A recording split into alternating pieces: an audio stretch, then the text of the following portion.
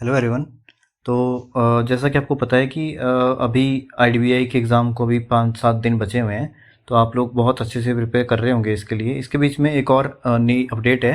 अगर आप बैंक और इंश्योरेंस एग्ज़ाम्स को टारगेट कर रहे हैं तो यूआईआईसी एओ की नोटिफिकेशन ऑलमोस्ट ड्यू है। नेक्स्ट 1 to 2 वीक्स में आपको मिल जाएगा कि देखने को कि नोटिफिकेशन इसकी आ जाएगी। और ये बहुत अच्छी अपॉर्चुनिटी है भी इसमें। एक तो सबसे बड़ी बात ये होती है कि 5 डे वीक होता है और ऊपर से सैलरी बहुत अच्छी खासी होती है इसमें, और वर्क प्रेशर इतना नहीं होता जितना बैंक्स में होता है। तो जो भी नए बच्चे तैयारी कर रहे हैं, जो भी ग्रेजुएशन जिन्होंने अभी करी है, उनके लिए बहुत अच्छी अपॉर्चुनिटी होती है ये, क्योंकि आप जस्ट स्टार्टिंग फेज में हैं तो आप इस एग्ज़ाम को टारगेट कर सकते हैं। और जो पहले से प्रिपेयर कर रहे हैं आपके लिए तो ये बहुत अच्छी अपॉर्चुनिटी है, क्योंकि इसमें एक सिंगल एग्ज़ाम होता है सेम डे, और उसमें उसके बाद इंटरव्यू होता है। ऑब्वियसली सिंगल एग्ज़ाम में डिस्क्रिप्टिव भी होता है। उसमें मैं बताता हूँ इसका एग्ज़ाम पैटर्न क्या है। हम चलते हैं इसकी जो प्रीवियस ईयर की नोटिफिकेशन आई थी उसके ऊपर चलते हैं पहले। ठीक है, ये इसकी नोटिफिकेशन थी, ये इसकी वेबसाइट है जो मैं अभी दिखा रहा हूँ आपको। तो अगर आप क्लिक सर्च करेंगे उस पर गूगल पे यूआईएसी एओ नोटिफिकेशन, तो उस पर वहाँ पे आ जाएगा। जैसे हम यहाँ पे सर्च करते हैं यूआईआईसी एओ नोटिफिकेशन, तो जैसा कि इसमें दिखा आ रहा है, इसमें ऑलमोस्ट गूगल ने बता दिया है कि टोटल इसमें इतनी वैकेंसीज आती हैं और स्केल 1 पोस्ट है ये। जैसा कि मैंने पहले भी बताया, 21 to 30 इसकी एज लिमिट होती है जो आप अप्लाई कर सकते हैं। एजुकेशनल क्वालिफिकेशन इसमें सिर्फ ग्रेजुएशन की डिमांड होती है अगर आप जर्नलिस्ट के लिए प्रिपेयर कर रहे हैं तो।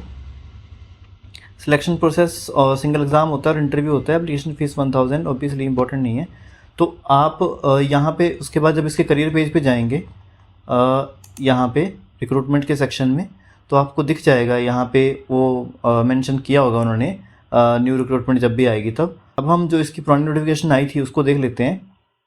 इसका 13 नंबर पॉइंट आप अगर देखेंगे, उस पर क्लिक करेंगे तो इसकी पुरानी नोटिफिकेशन खुल के आ जाएगी।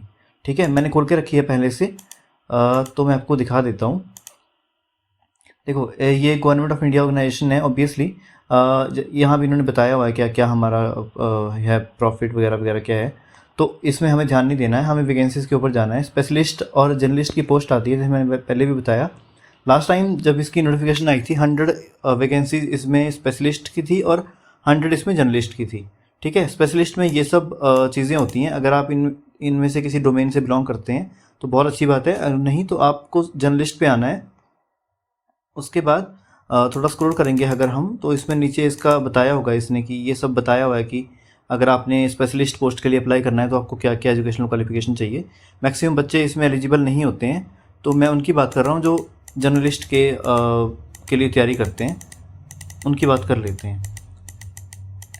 तो इसका जर्नलिस्ट का एग्ज़ाम पैटर्न कुछ इस तरह होता है। ये इसका स्पेशलिस्ट का एग्ज़ाम पैटर्न है। इसमें ऑब्वियसली जैसे बताया हुआ रीजनिंग में 25 क्वेश्चन 25 मार्क्स के होते हैं, 20 मिनट टाइम होता है। इंग्लिश लैंग्वेज होती है, क्वांट होता है, जीए होती है, कंप्यूटर होता है, और एक एडिशनल टेस्ट होता है। जिस भी डोमेन से आपने अप्लाई किया हुआ है उसका एक एडिशनल टेस्ट होता है। इसमें 60 क्वेश्चन होते हैं, 120 मार्क्स का, 45 मिनट इसमें दिए होते हैं। उसके बाद जर्नलिस्ट की अगर हम बात करें तो जर्नलिस्ट में इसमें 5 सेक्शन आते हैं। रीजनिंग 50 क्वेश्चन होते हैं, 50 मार्क्स के, 40 मिनट मिलते हैं।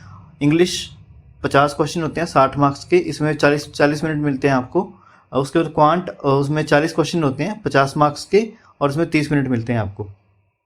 उसके बाद जनरल अवेयरनेस, इसमें क्या होता है कि जो जीए आती है उसमें करंट अफेयर्स और कुछ फाइनेंशियल अवेयरनेस आती है, जैसा कि हमारे LIC, NIACL, बाकी इंश्योरेंस के एग्ज़ाम होते हैं एओ के, उसमें आती है। वैसे ही इसमें भी आती है। इसमें स्टैटिक बैंकिंग इतनी नहीं आती, सिर्फ फाइनेंशियल अवेयरनेस के कुछ क्वेश्चन आते हैं, और मैक्सिमम पोर्शन इसमें कवर किया होता है इन्होंने करंट अफेयर से ही। ठीक है, तो इसमें 40 क्वेश्चन होते हैं 50 मार्क्स के, यानी कि आप लगा सकते हैं कि 1.25 का एक क्वेश्चन होता है इसमें। ठीक है, और कंप्यूटर इसमें बहुत इंपॉर्टेंट रोल प्ले करता है, क्योंकि कंप्यूटर में ये होता है कि अगर आप बहुत अच्छे से पढ़ के गए हो कंप्यूटर, तो 20 क्वेश्चन आते हैं इसमें 40 मार्क्स के, आप आराम से लेके आ सकते हो कंप्यूटर में, क्योंकि कंप्यूटर इसमें बहुत ईजी आता है। मैंने खुद ही एग्ज़ाम दिया था लास्ट टाइम 2024 में, जब ये एग्ज़ाम आया था 2025 में इसकी रिक्रूटमेंट साइकिल कंप्लीट हो गई थी। तो टोटल ये 200 क्वेश्चन होते हैं इसमें, और 250 मार्क्स का पेपर होता है, और 150 मिनट मिलते हैं इसमें। इसके बाद इसमें क्या होता है कि जब आपका ये एग्ज़ाम ख़त्म होगा, सिंगल एग्ज़ाम होता है ये, जब ये खत्म होगा इसके बाद जैसे ही खत्म होगा उसके साथ ही आपका डिस्क्रिप्टिव का सेक्शन खुल जाता है।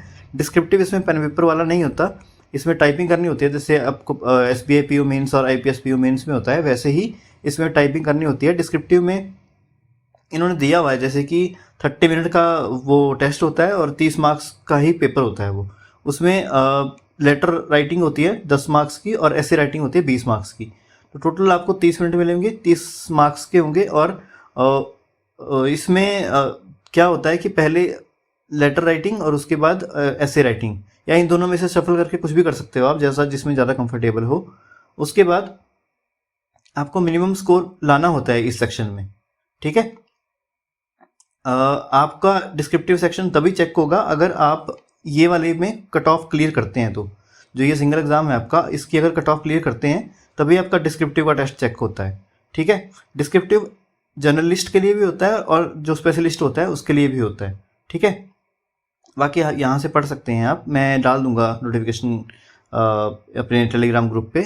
और आप बहुत अच्छे से मेहनत कर रहे होंगे, मुझे बहुत सारे लोग मैसेज भी कर रहे हैं क्योंकि बहुत सारे अच्छे एग्जाम मार्क्स आ रहे हैं मॉक्स में IDBI के लिए। तो बहुत अच्छे से पढ़ो और नेक्स्ट 1 to 2 वीक्स में आपको नोटिफिकेशन मिल जाएगी, तो उसके लिए बहुत अच्छे से पढ़ना। All the best, thank you.